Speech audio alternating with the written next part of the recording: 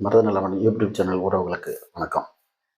இன்று நாம் பாய்ச்சல் என்ற திரைப்படத்தை இயக்கிக் கொண்டிருக்கின்ற இயக்குனர் ரகுபதி பாண்டியன் அவர்களிடம் தமிழ்நாட்டில் தற்போது நடைபெற்றிருக்கின்ற சில சம்பவங்கள் பற்றி அவரது கருத்துக்களை நாம் செல்போன் மூலமாக அவர் தொடர்பு கொண்டு கேட்டோம். அவர் வழங்கிய அந்த கருத்துக்களை நாம் இப்போது நமது மருதநலவன் யூடியூப் சேனலில் காணலாம். நல்லா இருக்கும். நீங்க நலமா இருக்கீங்க? நலமா இருக்கேன்.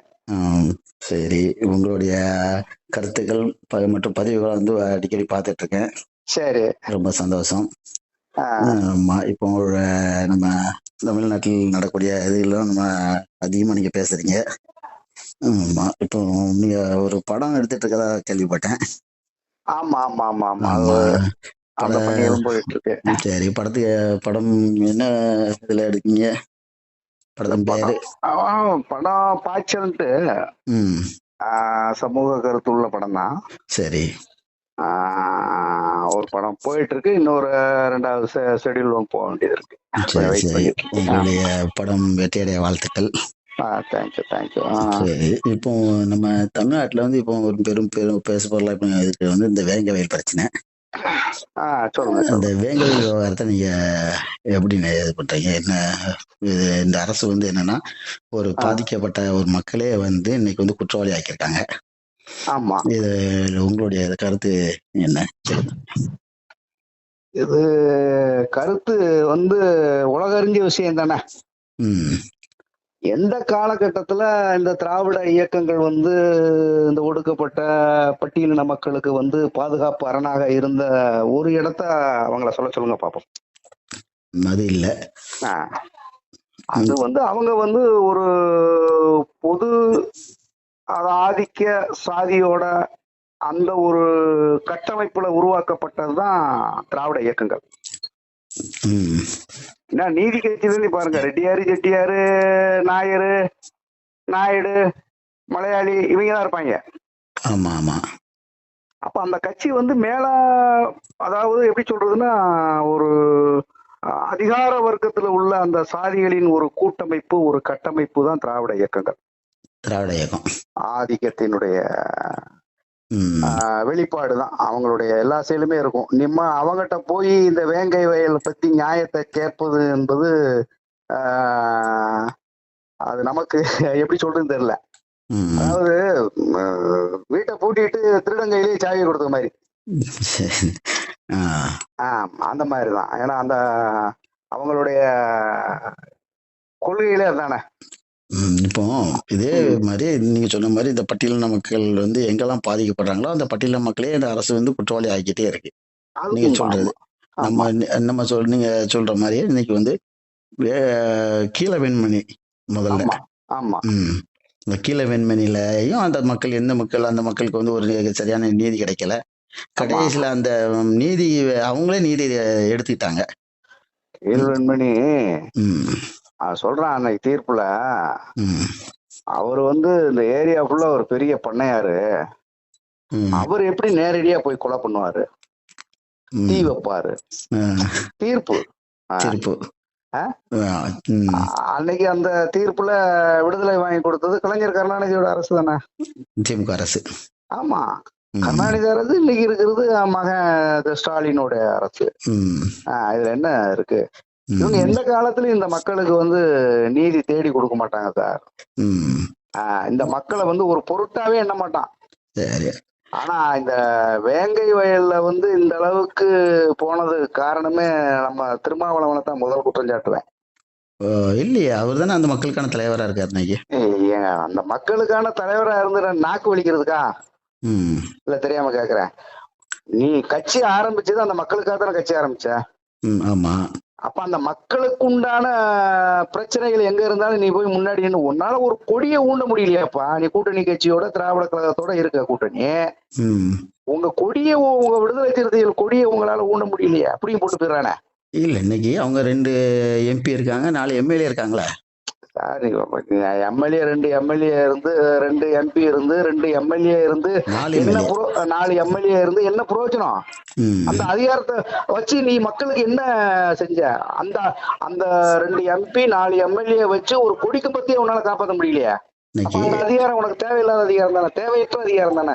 இல்லை, இன்னைக்கு 750 நாட்கள் விசாரணை பண்ணி அந்த பாதிக்கப்பட்ட எந்த மக்கள் குற்றம் சாட்டினாங்களோ இன்னைக்கு அந்த மக்கள் வந்து குற்றவாளி ஆக்கியிருக்காங்களா? அப்படின்னா வந்து ஆமா அந்த ஆமா. ஏன்னா 750 நாள் விசாரணை வந்து அவ்வளவு இதா இருக்கு.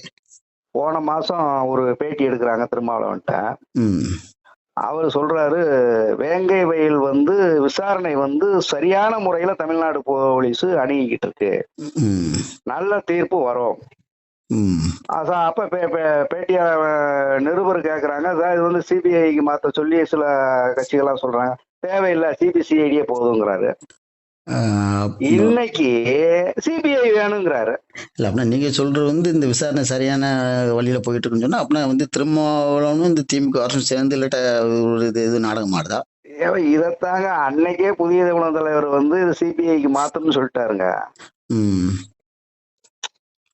எல்லாம் 3/4 பேர் சிபிஐக்கு தான் கொண்டு போகணும்னு சொல்லிட்டாங்க. சிபிசிஐடிக்கு வச்சீங்க அப்படின்னா இது தமிழ்நாடு கண்ட்ரோல்ல வந்துருது. சிஎம் என்ன சொல்றாரோ அதைத்தான் சிபிசிஐடி கேட்கும். சரி, அதெல்லாம் புரிஞ்சுக்கோங்க. ஒன்றும் பெரிய வித்த கிடையாது, இவங்க ஒன்றும் வானத்துல இருந்து குதிச்சவங்க கிடையாது. சிபிசிஐடி அப்படியே உண்மை, அப்படியே நீதி நேர்மையை பார்த்து கரெக்டான ஆளுகளை இவன் தான் குற்றவாளின்னு சொல்றதுக்கு. ஸ்டாலினும் தமிழக முதல்வர் என்ன சொல்றாரோ அதான் சிபிசிஐடி வேலை பார்க்கும். இன்னைக்கு நீங்க சொன்ன மாதிரி புதிய தமிழக நிறுவன தலைவர் டாக்டர் எஸ்.எஸ். அவர்கள் வந்து ஒரு ஒரு இதுல கேட்கறாங்க, ஒரு பேட்டியில நேர்காணல கேட்கும்போது வேங்கவயல் பிரச்சனைக்கு நீங்க இது பண்ணலன்னு கேட்காங்க. நீங்க சொன்ன மாதிரி அவர் என்ன சொல்றாருன்னா, இன்னைக்கு வந்து நாங்க வந்து இந்த இதுல இல்ல, இன்னைக்கு வந்து அவங்க வந்து 4 எம்எல்ஏ இருக்காங்க, அவங்க சட்டசபையில முன்னின்று போராட்டம் நடத்தி நாங்க பின்னால இருந்து போயிருப்போம் அப்படின்னு சொல்றாங்க. நீங்க சொன்ன மாதிரி அன்னைக்கு அவங்க வந்து ஒரு முன்னின்று நடத்திருந்தா அன்னைக்கு வந்து வேற மாதிரி போயிருக்கும். அன்னைக்கு வந்து அந்த மக்களே வந்து குற்றவாளி ஆகியிருக்க மாட்டாங்களா?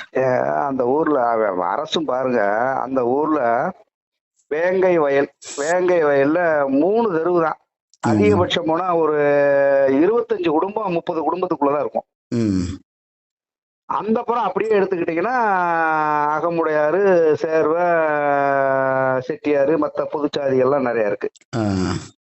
அங்க ஒரு தண்ணி தொட்டி, இங்க ஒரு தண்ணி தொட்டி. பாருங்க எப்படி வேலை பார்க்குவேன். ஒரே தண்ணி தொட்டியில வால்வு 2ஆ போட்டு இந்த சைடு போறதுக்கு வால்வை ஓபன் பண்ணிக்கோ, அங்கிட்டு தண்ணி வரப்ப இங்கிட்டு லாக் பண்ணிட்டு அங்கிட்டு ஓபன் பண்ணி விடு. இல்ல அப்படி பண்ண முடியாது, அப்படி பண்ணாதான் சமத்துவமாயிருமே. அப்ப இந்த இந்த 25 குடும்பம் இருக்கிற இந்த ஒடுக்கப்பட்ட மக்கள் வாழுகிற அந்த ஊர்ல ஒரு தண்ணி தொட்டியில மலம் கலந்துக்கப்பட்டிருக்கு. இப்ப நான் என்ன கேக்குறேன்னா, இப்ப அரசு என்ன சொல்லி இருக்குது, இப்ப அன்னைக்கு யாரு வந்து மலம் கலந்துருக்குன்னு போய் பார்த்து அதை எவிடன்ஸா போட்டோஸ் எடுத்து வீடியோ எடுத்து அந்த 3 பசங்க எடுத்தாங்களோ இன்னைக்கு அவங்க தான் குற்றவாளி ஆக்கப்பட்டிருக்காங்க. ஆமா. அப்ப நான் என்ன கேக்குறேன், இப்ப என் வீடு இருக்கு, என் வீட்டுக்கு மேல ஒரு டேங்க் கட்டி இருக்கேன், தண்ணி டேங்க், வீட்டுக்கு சப்ளை பண்றதுக்கு ஒரு தண்ணி டேங்க் இருக்கு. அப்ப அந்த தண்ணியை யூஸ் பண்றது யாரு? நானு, என் பொண்டாட்டி, என் பிள்ளைய, என் பேத்தி பேர, என் குடும்பம் நாங்க தான் யூஸ் பண்றோம். நானே போய் அதுல போய் மலத்தை கலப்பனா? இது வந்து நீங்க சொல்ற மாதிரி இந்த வழக்கு வந்து ஒரு விசித்திரமா போயிட்டு இருக்கு. அப்ப இது அரசு என்ன ஒரு சாதாரண ஒரு சின்ன விஷயத்து கூட ஒரு புரிதல் வேண்டாமா? என் வீட்டு தண்ணி தொட்டில நான் குடிக்கிற தண்ணி தொட்டில என் பிள்ளைய பொண்டாட்டி பிள்ளைய குடிக்கிற தண்ணி தொட்டில போய் நான் போய் மலத்தை கலப்பனா? இதேதான் இந்த கேள்வியை தான் வந்து ஏர்போர்ட் மூர்த்தி கேட்டிருந்தாரு. நாங்க அந்த அவங்க குடிக்க சொந்த அப்பா அம்மா குழந்தைகள் குடிக்கக்கூடியதுலே மலம் கலப்பாங்களா? அவர் மலம்னு சொல்லல, பீத்தண்ணியை கலப்பாங்களா? பீத்தண்ணியை குடிக்கிறதுக்கு மனசு வருமானு கேட்டிருந்தாரு. இதுல முக்கியமான என்னதுன்னா, அந்த 3 பசங்களும் பட்டதாரி பசங்க, நல்லா புரிஞ்சுவாங்க. ஏதோ படிப்பறிவு இல்லாத பசங்க, தக்க வடக்க தெரியாது, மாடு மேய்ச்சிக்கிட்டு ஆடு மேய்ச்சிக்கிட்டு இருந்த பசங்க ஏதோ பண்ணி விட்டான்னாலும் ஏதோ ஒரு வகையில ஒத்துக்கலாம் வைங்களேன். 3 பேரும் பட்டதாரிங்க. இல்ல பட்டதாரி, அதுல ஒருத்தர் வந்து முரல்ராஜ் அங்க வந்து காவலரா இருக்காரு, காவல் நம்ம போலீஸ் இது ரிசர்வ் இதுல இருக்காரு. அப்ப இவங்க எப்படி கலப்பாங்க? அது இவங்க அந்த கலந்ததுல அவங்க அப்பா அம்மா தான் நாளைக்கு தண்ணி குடிக்க போறேன் அப்படின்னு சொன்னேன். எப்படி கலப்பான்? சரி, அது இப்போ மத்த எல்லாருமே வந்து இந்த சிபிஐ விசாரணை கேட்டிருக்காங்க. இந்த அரசு எப்படி நான் ஒண்ணு பகிரங்கமா சொல்றேன், அந்த ஏரியா பிரசிடண்ட புடிச்சு விசாரிக்கிற விதமா விசாரிச்சா எல்லா உண்மையும் வரும். சரி, அந்த மக்களுக்கு ஒரு நீதி கிடைக்கணும், நம்ம வந்து அதை நீதி ஆமா கிடைக்கணும், நம்ம இது பண்ணி விடுவோம். ஆமா அப்புறம் வந்து இப்போ வந்து இன்னைக்கு தமிழ்நாட்டில் அடுத்த ஒரு ஒரு இப்போ ஒரு ஒரு விவாதம் நடந்துட்டு இருக்கு. சொல்லுங்க. பெரியாரா நம்ம பிரபாகரனா அப்படின்ட்டு ஒரு இது வருது. என்னன்னா, பெரியார் வந்து இன்னைக்கு இந்த இது மண் பெரியார் வந்து பெரியார் மண்ணுன்னு இவங்க திராவிட கழகம் சொல்றாங்க, திராவிடத்தை சேர்ந்தவங்க. ஆனா இது பெரியாரே ஒரு மண்ணுன்னு நம்ம சீமான் சொல்லிட்டு இருக்காரு. இன்னைக்கு அது ஒரு பெரிய இதா நடந்திருக்கு. இன்னைக்கு சீமான் வீட்டை முற்றுகையிட போனாங்க. அங்க ஒரு கலவர இது மாதிரி வந்துச்சு. இதை பத்தி நீங்க உங்களுடைய கருத்து? பெரியாரையும் பிரபாகரனையும் ஒரு தட்டுல வச்சு பாக்குறதே நான் தப்பா சொல்லுவேன். சரிங்களா?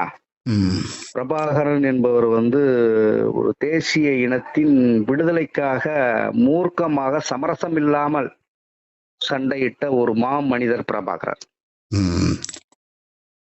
இல்ல, நீங்க அப்படி சொல்றீங்க. அவங்க என்ன சொல்றாங்கன்னா, இன்னைக்கு பிரபாகரன் ஈழத்துல அந்த மக்களுக்காக எப்படி போராடினாரோ அதே மாதிரி பெரியாரும் இந்த தமிழ்நாட்டுல அந்த மக்களுக்காக போராடி இருக்காரு அப்படின்னு சொல்றாங்க. பெரியாரு தமிழ்நாட்டுல இந்த மக்களுக்காக என்ன போராடினாரு? என்ன போராடினாரு? அவர் வந்து தீண்டாமைக்காக போராடினாரு. 60 வயசுல 20 வயசு பொண்ணை கல்யாணம் பண்ணாரு. பெரிய சோக்காளி. எப்படி? சோக்காளி அந்த ஆளு. நீங்க சோக்காளிங்க. அவங்க வந்து அன்னைக்கு இருக்கிற அத்தனை விலைமாதர் வீட்டுக்குள்ளேயும் இவர் கால் தடம் படாத வீடு இருக்காது. இது நான் சொல்லலங்க, புக்ல எழுதி இருக்கு. அதுக்கு உண்டான ஆதாரங்கள் நிறைய இருக்கு. நீ இணையத்துல தேடுத்தாலே கிடைக்கும். இல்ல, நீங்க வந்து இணையத்துல கிடைக்கும். இதே மாதிரி சீமான்ட்டும் கேட்காங்க, ஆதாரத்தை கொடுங்கன்னு கேக்குறாங்க. ஆமா, சீமான் என்கிட்ட ஆதாரம் இருக்குன்னு தான் சொல்றாரு வெளியே. அந்த ஆதாரத்தை அவரும் வெளியிட மாட்டேங்க. நீங்களும் ஆதாரம் இருக்குங்க. ஆதாரம் இருக்கு, ஆதாரம் இருக்கு. நீங்க வந்து சில விஷயங்களை வந்து பொது உடைமையாக்கி அந்த புக்கை வந்து வெளியிடணும். எல்லாமே வீரமணி இருக்கிற அந்த திராவிட கட்சி ஆபீஸுக்குள்ள பூட்டி வச்சுக்கிட்டா இதுல 1 2 அன்னைக்கு இணையத்துல வெளியில வந்துருச்சு. அதை அப்புறம் பார்த்து சுதாரிச்சு அந்த இணையத்தையும் இப்ப லாக் பண்ணிட்டாங்க. அந்த இணையத்தை லாக் பண்ணிட்டாங்க, முடக்கி வச்சிருக்கான். ஆதாரம் இருக்குல்ல, இருக்கு. எவ்வளவு நிறைய விஷயங்கள் இருக்குல்ல அந்த இது. ஒண்ணும் இல்லைங்க, 1972 ஒண்ணுன்னு நினைக்கிறேன், ஒரு சேலத்துல மாநாடு. அதுல நம்ம மக்கள் வந்து அதுல சில விஷயங்கள்லாம் பேசுறாரு பெரியாரு. இல்ல, எந்த மக்கள்? இதுல தேவேந்திர உல வேளாளர் மக்கள் வந்து நாங்க வந்து தேவேந்திர உல வேளாளர்கள். அது என்ன விளக்கமாத்துக்கு பட்டு குஞ்சின்னு பேர் வச்சார பெருசா அப்படின்னு. அப்ப எவ்வளவு அவன் மனசுல ஒரு வக்கர புத்தி இருந்திருக்கு. நீங்க இதை சொல்றீங்க. அவரை மத்த என்ன எல்லாரும் என்ன சொல்றாங்க, அவர் வந்து ஜாதியை ஒழிச்சாருன்னு சொல்றாங்க. ஜாதி எங்க ஒழிச்சாரு? ஜாதி எந்த ஜாதியை ஒழிச்சாரு? ஒரு ஜாதி ஒழிச்ச ஜாதியை சொல்லுங்க. ஒழிச்ச ஜாதியை சொல்லுங்க சார். எந்த ஜாதி சார்? ஜாதி வந்து நல்லா வளர்ந்துருக்கு. இப்ப ஜாதி அவர் ஒழிக்கல. அவர் ஜாதியை ஒழிக்கிறதுக்கு பாடுபட வரல. அவரு சமூக மக்கள் ஜாதிகளை உயர்த்துறதுக்கு போராடினாரு, பாடுபட்டார். உங்களுக்கும் எனக்கும் பாடுபடல. சரிங்களா? அந்த நாயக்கரு, நாயுடு, மலையாளி, ரெட்டியாரு, செட்டியாரு, அந்த மேல்மட்ட வர்க்கம்னு சொல்றாங்கல்ல, அவங்களுக்காக வேண்டி போராடினாரு. அவங்கள உயர்த்தினாரு. அவங்கள ஒரு அரசியல் கட்டமைப்புல எல்லா அதிகார பதவியில பூரா அவங்க கையில வந்து கொண்டு வர்றதுக்கு உண்டான முழு மூச்சா வேலை செஞ்சாரு. இந்த பல்லனையும் பறையனையும் ஏன்டா பல்லச்சி பறச்சி எல்லாம் ஜாக்கெட் போட போய்த்தானடா, துணிமணி ரேட்டெல்லாம் விலை கூடி போச்சுன்னு சொன்னவர் தானே பெரியாரு. நீங்க வரலாறு இதோட பேசுறீங்களா எப்படி? வரலாறு ஏங்க சும்மா அவரை போட்டு சொல்றதுக்கு நமக்கு வாய்க்க வர சண்டையா? அதாவது என் தாயை பழித்தவன நம்ம விடுவோமா? அது விட மாட்டோம். அது மாதிரி தாய்ங்கிற தமிழ் மொழியை நீ வந்து எப்படி சொல்லியிருக்க? நீச மொழி, தமிழ் மொழி வந்து ஒரு சனிய காட்டுமிராண்டி மொழி அப்படின்னு தாயை சொல்றதுக்கு சமம் தானே அது. அப்புறம் நீ யாரா? உனக்கு நம்ம நீ பெரியாரா இருந்தாலும் சிறியாரா இருந்தாலும் எந்த கிடையாது இல்ல அப்படின்னு நீங்களும் சொல்றீங்க, சீமான் மாதிரி ஆட்கள் சொல்றாங்க. ஆனா அதுக்கான ஆதாரங்கள் எதுவுமே நீங்க கொடுக்க.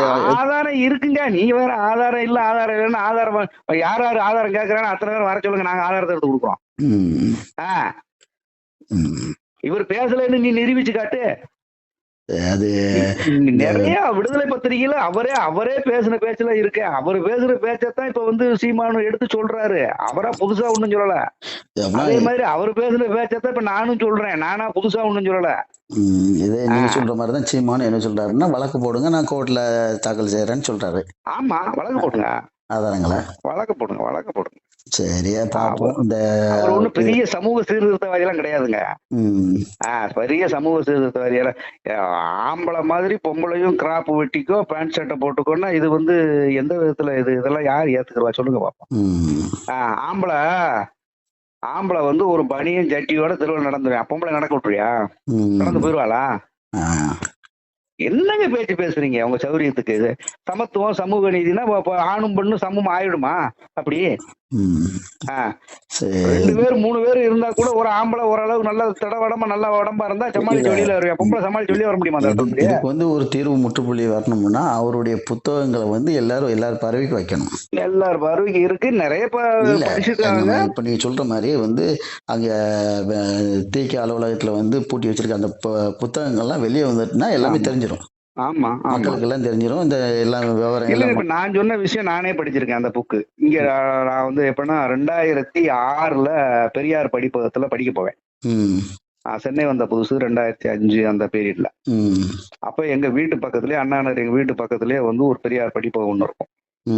அப்ப நான் கொஞ்சம் ஃப்ரீயா இருக்கு நேரம், சரி அங்க போய் உட்காந்து கொஞ்ச நேரம் படிக்கிறப்ப அங்க உள்ள புத்தகத்தை எடுத்து படிக்கிறப்ப சில விஷயங்கள்லாம் பார்த்திருக்கேன். சரி, அப்பயே பார்த்திருக்கேன். அப்ப நமக்கு தெரியல. சரி அப்படியே போற போக்குல படிச்சுட்டு போயிடுவோம். ஒவ்வொரு விஷயமா நம்ம ஆழ்ந்து உற்று நோக்குறப்பதான் அட பாவியும் பெரிய நம்ம தமிழ் இனத்தையே அழிக்க வந்த படுபாவில அப்படிங்கிறது இப்பதான் நமக்கு தெரியுது. சரி, அத வந்து ஒருத்தர் வந்து போட்டிருக்காங்க, ஒரு சிலர் தூற்றுறாங்க. அடுத்த இதுக்கு வருவோம். இன்னைக்கு வந்து தென் மாவட்டங்கள் சில ஆண்டுகளாக அமைதியாக இருந்தது. இன்னைக்கு வந்து அந்த தென் மாவட்டங்களில் பெரும்பான்மையான சமுதாயம் இருக்கக்கூடிய தேவேந்திர வேளாளர்களும் இன்னைக்கு தேவர் சமுதாயம் வந்து இப்போ கொஞ்சம் எதிரும் புதிருமா இருக்காங்க. இத பத்தி நீங்க என்ன நினைக்கிறீங்க?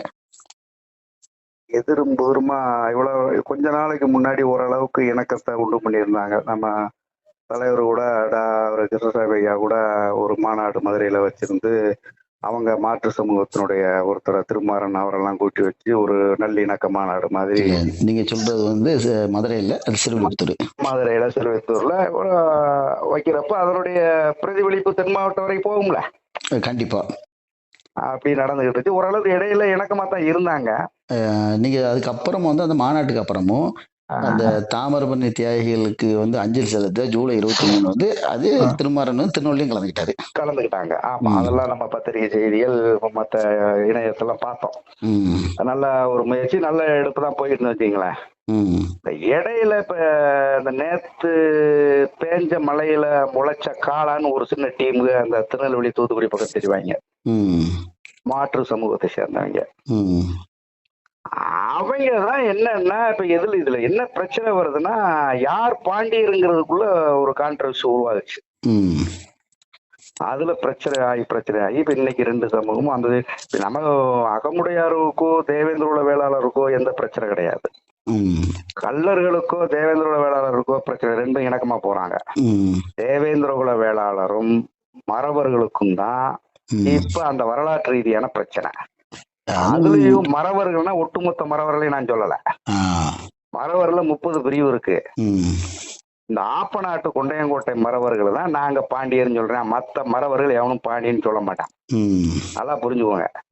இந்த ஆப்பநாட்டு மறவர்கள் என்பவர்கள், கொண்டையங்கோட்டை ஆப்பநாட்டு மறவர்கள் என்பவர் வந்து ஆந்திரா பகுதியில் கிழவநாடு பகுதியில் இருந்து நாயக்கராட்சி காலத்தில் அந்த படையின் போர்க்குடிகளாக வந்து தமிழகத்தில் குடியமர்த்தப்பட்டவர்கள் தான் ஆப்பநாட்டு கொண்டையங்கோட்டை மறவர்கள். தமிழுக்கும் எந்த விதத்திலும் சம்பந்தம் இல்லை. இன்னைக்கு எப்படி 1000 வருஷம் 2000 வருஷமா நாயக்கர்கள் இந்த மண்ணுல இருந்துகிட்டு இன்னைக்கு நாங்க தமிழர்னு பேசுறானோ அந்த கணக்கு தான் அவங்க கணக்கு. இல்ல இப்ப அந்த மறவர் இதுலயே அந்த ஒரு பிரிவு மட்டும் அங்க இருந்து வந்தவங்க, அவ்வளவுதான். ஆமாங்க, அந்த ஒரு பிரிவு மட்டும் நீங்க ஆந்திரால இருந்து வந்தாங்கன்னு சொல்றீங்க. எதுக்கு தினகரனை கொண்டாங்க? எதுக்கு கொண்டாங்க? அவர் காரணம் மறவர், அவர் தமிழ் மறவர். காரண மறவருங்கிறவங்க தமிழ் மரபுற பூர்வீக குடி இவங்களுக்கு இங்க. ம் ஆப்பநாடு கொண்டையங்கோட்டை என்பது வந்து நாயக்கர் ஆட்சி காலத்துல போர்க்குடிகளாக நாயக்கர் விஜயநகர ஆட்சி காலத்துல இங்க கொண்டு வரப்பட்டு குடியமர்த்தப்பட்டவங்க. ம் அதனாலதான் அவங்க தமிழின விரோதி. பூர்வீக தமிழ் குடிகள் பறையரையும் பல்லரையும் அவங்களுக்கு பிடிக்காது. ம் அவங்கள வந்து தீண்டாமைக்கு உட்படுத்துறது யாரு? எந்த எந்த ஜாதியை தீண்டாமைக்கு உட்படுத்துறானா? ஐயர் நேரம் வந்து தீண்டாமைக்கு உட்படுத்துறானா? ம் இல்ல ரெட்டியார் செட்டியார் நேரம் வந்து தீண்டாமைக்கு உட்படுத்துறானா? இல்ல. அவன் தெருவுக்குள்ள போறப்ப ஏன் நீ தெருவு போடாத, நீ சட்டை வேஷ்டி இறக்கி விட்டு போ, நீ சைக்கிள்ல போனா இறந்து நடந்து போ அப்படின்னு சொன்னதெல்லாம் யாரு? ம் யாரு சார்? 1950 57 அதை எதிர்த்து தானே தியாகி இமானுவேல் சேரனை வந்து போராடுறாரு. ஆ அப்ப அந்த மறவர்கள் தானே சொல்றாங்க. இந்த- மறவர் தானே இந்த தமிழ் குடி, இந்த ஆதி குடியான பறையர் குடியையும் பல்லர் குடியையும் தீண்டாமைக்கு உட்படுத்த போறான். ம் ஏன் நீ தீண்டாமைக்கு உட்படுத்தணும்? அப்ப நீ இந்த மண்ணுக்கு சொந்தமானவன் கிடையாது. ஏன் ஒரு கோனாரு சொன்னானா? கோனார சொன்னானா சார்? இல்ல. இல்ல ஒரு மீனவன் சொன்னானா சார்? பரத நிலத்தில் வாழ்ந்த மீனவன் என் சகோதரன் சொன்னானா? இல்ல. ஆ இப்போ அதுக்கு இடையில வந்து இந்த பிரச்சனை இப்போ ஆரம்பிச்சது வந்து தியாகி இமானுவேல் சேகரன் அவர்களுக்கு நினைவு மண்டபத்துக்கு வந்து அந்த ஆப்பநாட்டு மறவர் சங்கம் வந்து தடை கேட்டு வழக்கு தொடர்ந்ததுக்கு அப்புறம் தான் அந்த இது வந்து அதிகமாக அந்த ஒரு மோதல் போக்கு உருவாகுது மாதிரி தோணுது. ஆரம்பிச்சது யாரு? ஆரம்பிச்சது அந்த ஆப்பநாட்டு மறவர் சங்கம் இதுல அவனுக்கு தானே ஆரம்பிச்சது. ஆமா. அது தியாகி இமானுவேல் சேகரனார். ம் அவரு அங்க இருந்தாரா இங்க இருந்தாரா, இவர் சுதந்திரத்துக்கு போராடினாரா, இதான் 72 கேள்வி கேட்கிறீங்கள.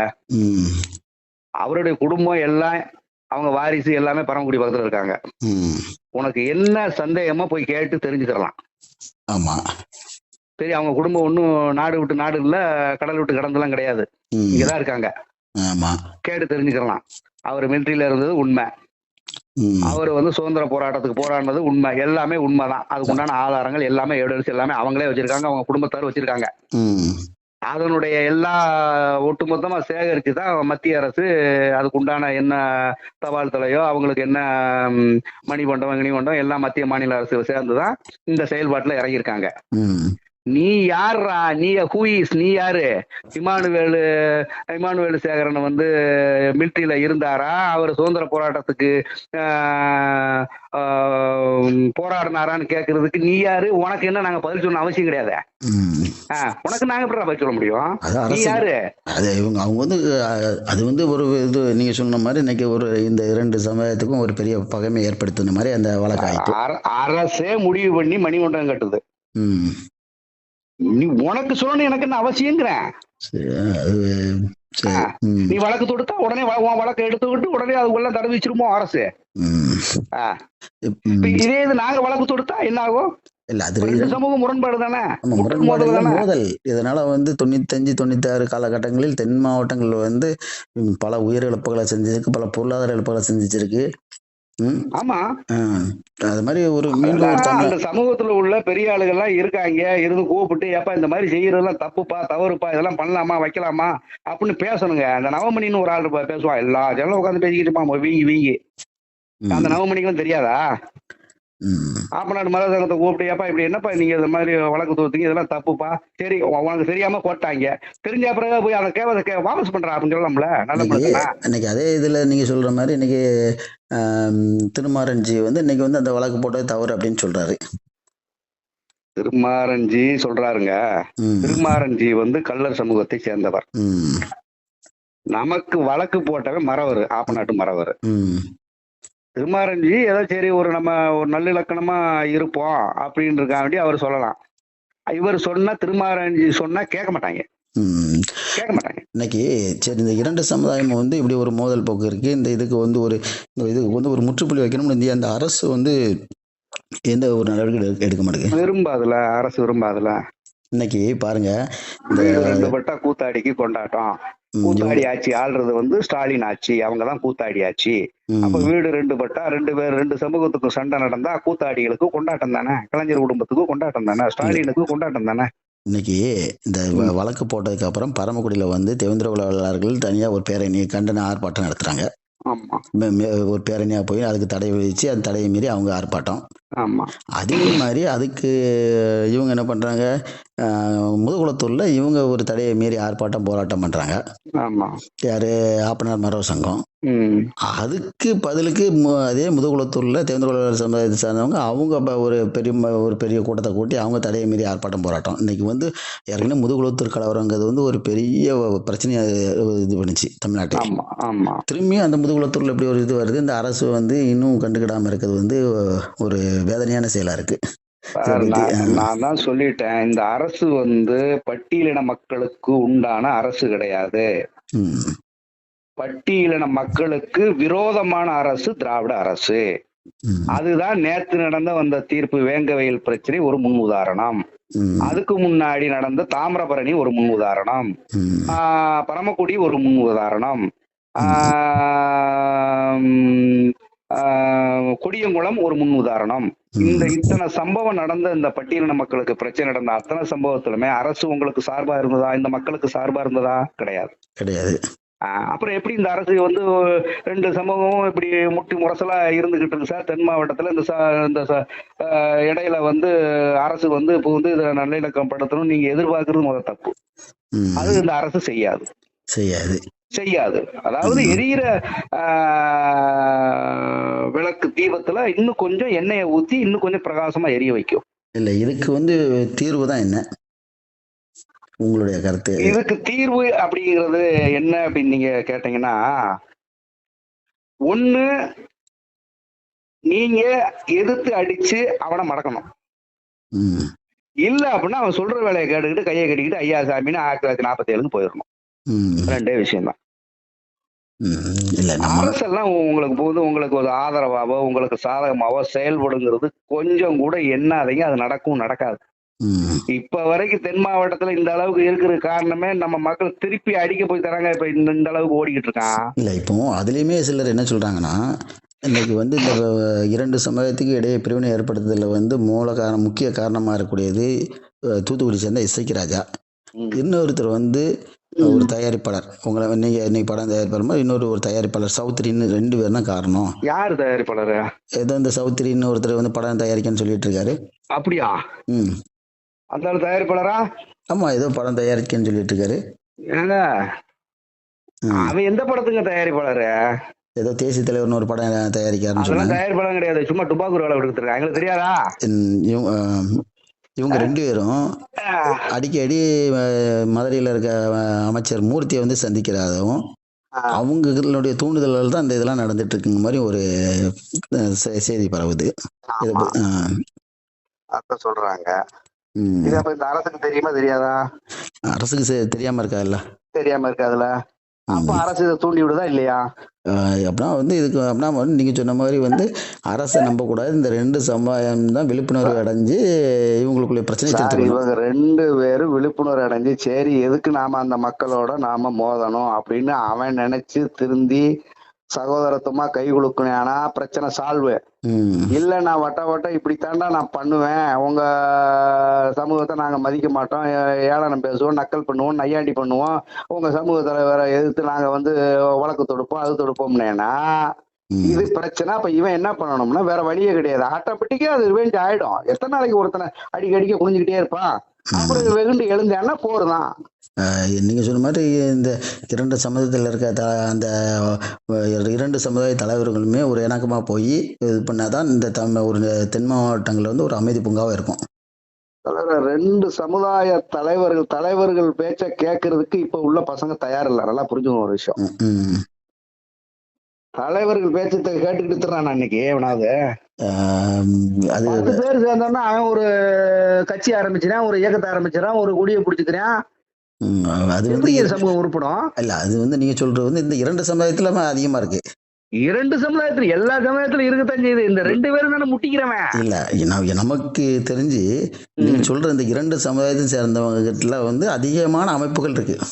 அமைப்புகள் இருக்கு. அதான் நான் என்ன சொல்றேன், இதுல எவன் வந்து இந்த சமூக பிரச்சனையை தூண்டுறானோ சரியா, அவன் வந்து இந்த ஆப்போசிட்ல எவன் அதுக்கு பதில் கொடுக்குறானோ அவங்க 2 பேரும் தனிப்பட்ட முறையில எங்கேயாவது காடு கரையில் நின்று மோதி எவனா செத்துக்கோங்க. ஏன்டா பொதுமக்கள் அப்பாவி மக்களை நீங்க 2 பேரும், நீ உன் கட்சி உன் இயக்கத்தை வளர்க்கறதுக்கு நீயே தூண்டி விடுறது, இவனை தூண்டி விடுறது. பாண்டியருங்கிறது பாண்டியர் குடி எங்க தோணுது? மருத நிலத்து குடிமக்கள் இருந்தா பாண்டியன் வாரான். அப்ப அந்த மருத நிலத்து குடிமக்கள் யாரு? உலகமே சொல்லும் வரலாறு யாருன்னு, பள்ளம் தான் பாண்டியன்னு. அப்புறம் என்ன என் பட்டத்தை திருடிட்டான் உன் பட்டத்தை திருடிட்டான் அந்த ஒருத்தன் எப்ப பாரு இதே ஒப்பாரிதான் அவனுக்கு. எங்க பட்டத்தை தேடிட்டான். அவங்களுக்கு எத்தனை வர்ற பேரெல்லாம் அவங்க ஜாதி பேரா வச்சுக்கிறாங்க. நீ உன் ஜாதி பேர் என்ன பேரு? உன் ஜாதி பேருக்கு எத்தனை பேர் வச்சிருக்க? யோசி நீ என்ன மாதிரி பண்றேங்கிறது யோசிய. மருத நிலத்து குடிமக்கள் தான் மல்லர்கள், அவன் தான் பல்லர்கள், சரியா? அவன் தான் பாண்டியனாவும் வாரான். இந்த மருத நிலத்து குடிமக்கள்ல நாடாறு வருவான். நல்லா புரியுங்க. நாடாறு மருத நிலத்து குடியில நாடாறு வர்றாரு. இங்கிட்டு வன்னியர் குரூப் வரும். இவங்கதான் இந்த மூவேந்தர்கள் கூடிய பாத்தியப்பட்ட ஒரு ஆர்கனி இதுல வருவாங்க. சும்மா வரேன் பரவாயில்ல, நானும் பாண்டியன் நானும் சோழன்னா வரலாறு சொல்லணும்ல. இது ஒரு வரலாறு எழுதி வச்சுக்கிட்டு பேச முடியுமா? அதுதான் சிலர் என்ன சொல்றாங்கன்னா, இத இந்த பிரச்சனையை தீர்க்கதா இருந்தா அந்த அரசு ஆய்வு செய்து உண்மையான பாண்டியர்கள் யாருன்னு வெளியிடணும்னு இன்னைக்கு சிலர் யாரு நம்ம நாடார் சமுதாயத்தை சேர்ந்த முத்துரமேசு இப்படி சிலர் இந்த கோரிக்கை வைக்கிறாங்க. இதுக்கு தீர்வு காண்கிறதா இருந்தா இந்த அரசு ஏன் இந்த ஒரு ஆய்வு நடத்த வேண்டியதானே? நடத்தாதுல அரசு. ஆய்வு நடத்தினா இதுக்கு ஒரு விலை தெரிஞ்சிருங்களா? ஆய்வு பண்ணி அரசு ஆய்வு பண்ணி இவங்கதான் பாண்டியர்கள், இவங்கதான் மூவேந்தர் வழி வந்தவங்கன்னு சொல்லிட்டா தெலுங்கு ஸ்டாலின் அரசு அடுத்த ஒரு மாசத்துலயே காலி ஆயிடும். இவனை பாண்டியங்கிறது யாரும் தெரியக்கூடாது, இவன் சுயரங்கிறது யாருக்கும் தெரியக்கூடாது, இவன் சோழங்கிறது யாருக்கும் தெரியக்கூடாது. நீங்க சொல்றது என்னன்னா, இன்னைக்கு அப்படி ஒரு இது தெரிஞ்சிட்டுனா இந்த மத்த இவங்க விழிப்புணர்வு அடைஞ்சிருவாங்க. பெரும்பான்மையா இருக்கக்கூடிய சமுதாயம் விழிப்புணர்வு அடைஞ்சிருவாங்க. இன்னைக்கு நம்ம 1% கீழே இருக்க நம்ம ஆட்சி செய்ய முடியாது அப்படிங்கிற ஒரு எண்ணத்துல இவங்க அந்த ஸ்டாலின் எதுவும் பண்ண மாட்டேங்காரு. ஏங்க எந்த காலத்திலயோ முஸ்லீம்கள் நாட்டை ஆண்டாங்க. பிரிட்டிஷ்காரன் ஆண்டான், பிரெஞ்சுக்காரன் ஆண்டான், ஆக்கிர ஆண்டான், கர்நாடகாரன் ஆண்டான், எத்தனை பேர் ஆண்டாங்க, சாளுக்கியர்கள் ஆண்டாங்க. அத்தனை பேர்த்துக்கு இங்க வாரிசு இருக்குங்கிறான். நாக்கியர் விஜயநகர மன்னர் ஆட்சி காலத்துல இருந்து அவங்க ஆண்ட வாரிசு பரம்பரை எல்லாம் இருக்கு. முஸ்லீம்கள் ஆண்டதுக்கு உண்டான அந்த ஆதாரங்கள்லாம் இருக்கு. அப்ப மூவேந்தர் ஆண்டு அவங்க யார் ஆதாரம் இல்லையா? ஒட்டுமொத்தம் அழிச்சிட்டாங்களா பொருள? அல்ல, அந்த இதுதான் ஆய்வு பண்ண சொல்லலாம். ஆய்வு பண்ணா எனக்கு இதுக்கு ஒரு முடிவு கிடைக்கும். இந்த இன்னுமே இந்த யாரு நீ பாண்டியனா நான் பாண்டியாராங்கிறது ஒரு முற்றுப்புள்ளி வந்துடும். ஏன் இதுக்கு புதுசா ஆய்வு அதெல்லாம் பண்ணி நிறைய பேர் ஆய்வு பண்ணி புக்கா எழுதி ஆத்தரிட்டிஸ் தான் அதை நிறுவிட்டு போயிட்டாங்க. அத எல்லாமே தெரியும் எல்லாத்துக்கும். இல்ல நீங்க சொல்றது தனிப்பட்ட நபர்கள். நம்ம நினைச்சோம் அரசே இதை பண்ணணும்னு சொல்றேன். அரசு இந்த அரசே தான் பார்லிமெண்ட்ல பதிவே பண்ணிட்டாங்க. தேவேந்திரோட வேளாளர் யாருன்னா அந்த அம்மா அந்த மோடி நம்ம இதுல பதிவு பண்ணி சேர சோழ பாண்டியர்கள் இவங்கதான் மூவேந்தருடைய நேரடி வாரிசு, இவங்கதான் மருத நிலத்து குடிமக்கள் அப்படின்னு அந்த அம்மா ஒரு அரை மணி நேரம் 1 மணி நேரம் பேசியா பார்லிமெண்ட்ல பதிவு பண்ணிட்டாங்கல்ல. ஆமா, அன்னைக்கு திமுக ஒரு எம்பி உள்ள வெளிநாடு பத்திதாங்க தெரியும்ல. அது தெரியும். நம்ம அரசாணை கொடுக்கறதுக்கு அது திமுக காரணம் இல்ல, கம்யூனிஸ்ட் காரணம் இல்ல, காங்கிரஸ் காரணம் இல்ல, எந்த கட்சி காரணமே உள்ள இல்ல. அப்ப இவன் வரலாறை பத்தி பேசுறப்ப மட்டும் எல்லா தோராங்களையும் மூடிக்கிறாங்க. என்ன பண்றதுக்கு ஒரே ஒரு காரணம், இவனை பட்டியல்ல வச்சிருக்கிறதுனாலதான் ஏத்துக்கிற மாட்டேன். இல்ல ஏத்துக்கிறான்ல. இன்னைக்கு நாடாரசுகள் சொல்றாங்க நாங்களும் பாண்டியர்கள் தான் சொல்றாங்க. ஆமா ரைட்டு. இல்ல நம்ம